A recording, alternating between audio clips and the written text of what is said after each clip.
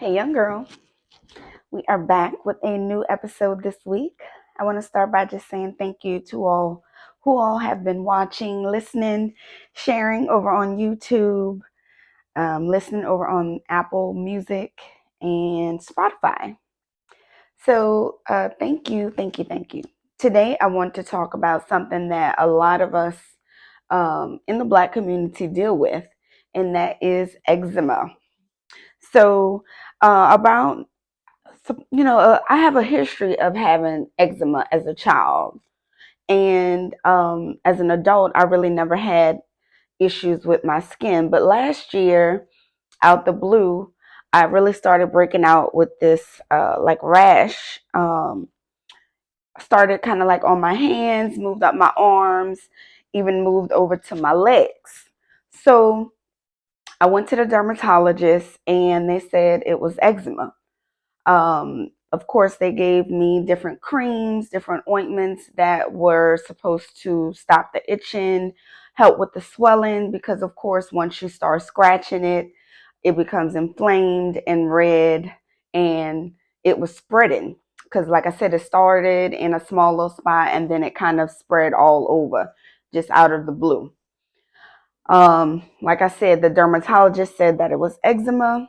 Finally, I'm starting to see some results, and my skin is starting to come back and heal. And some of the things that I found that helped me, um, first of all, one, of course, drinking plenty water, making sure you are hydrated. Um, Also decreasing some of the things that may dry you out. One of which, a main one, was alcohol. Alcohol really dehydrates you, and I'm really not a big alcohol drinker anyway. Um, Also, one of the things, if you are a smoker, smoke does dry you out. Um, I also went and saw a nurse practitioner that specialized in kind of like holistic care. And I got a colonic done. If you're not familiar with a colonic, it helps your digestive system. It's kind of like an enema. If you've ever had an enema, where they fill up your colon with water, and then of course once it's full, it comes back out. Um, so a lot of the times when you're dealing with skin issues, it may be because you're having gut issues.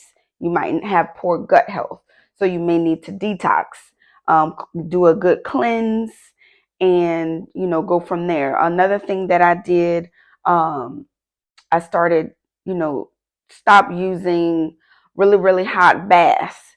I found that when you're taking, a lot of us ladies, we love to take hot baths, hot showers, but really it dries your skin out. So you need to maybe take warm baths, not as long as we would like. So, so where you're just sitting up and submerged in the water. I also got a hair follicle test done where they take a strand of your hair and they test it. I also got an allergy test done. So a lot of us have allergies that we may not even realize that is triggering us to scratch and to itch. And one of them was dairy. A lot of us can't tolerate that dairy. So a good substitute for dairy would be almond or coconut milk. If you do coconut or almond milk, really decrease your ice cream intake, cheese, different things like that. I also started taking more supplements, vitamin E. um, I take some other multivitamins, vitamin D. Vitamin D, a lot of us in the Black community are low on vitamin D. So if you haven't gotten a physical lately, I would encourage you to go and get a physical done and see if any of your levels are low. Another one a lot of us are low in is iron. And both of those, vitamin D and iron, will cause you to be your skin and your hair to be dry and brittle. So those are some good supplements, as well as a multivitamin that you can start taking. Aloe vera I found was very good for my skin. You can go to the grocery store and get the aloe vera plant. I found that to be much better even than the creams that that the doctors were providing, because they help to soothe the skin. You just cut the aloe vera leaf open, and I was just applying it right directly to the skin like that.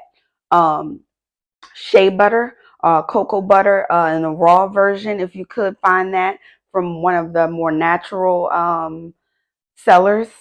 Um, they don't have all of the different added stuff to the creams that can help, with your skin, to get it back even toned.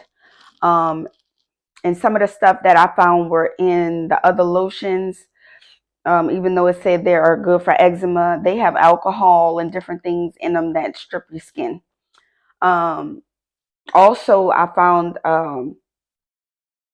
when I had the hair follicle test, there were a lot of foods that came up that I started decreasing or stopped eating because, this particular practitioner said that some of those could have been triggering, with my skin. Um, Stress levels. Um, I found, you really just got to pay attention to yourself and what's going on in the moment that you feel like you're all of a sudden start to scratch and itch.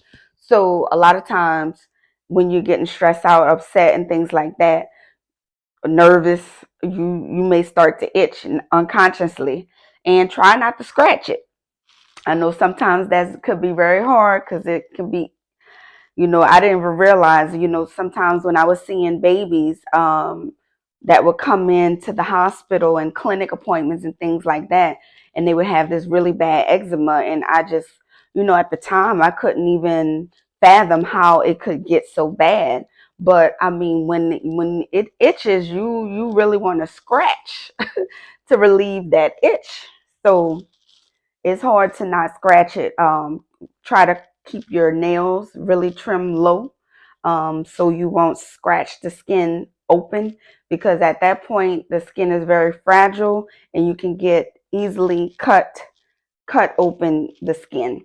I was noticing that it was getting inflamed, so one of the things that I found really works for me as well is A&D ointment, and the Aquaphor.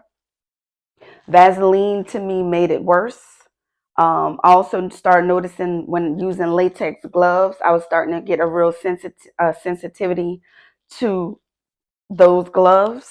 I would find that it was starting to get really, you know, itchy and red after using them.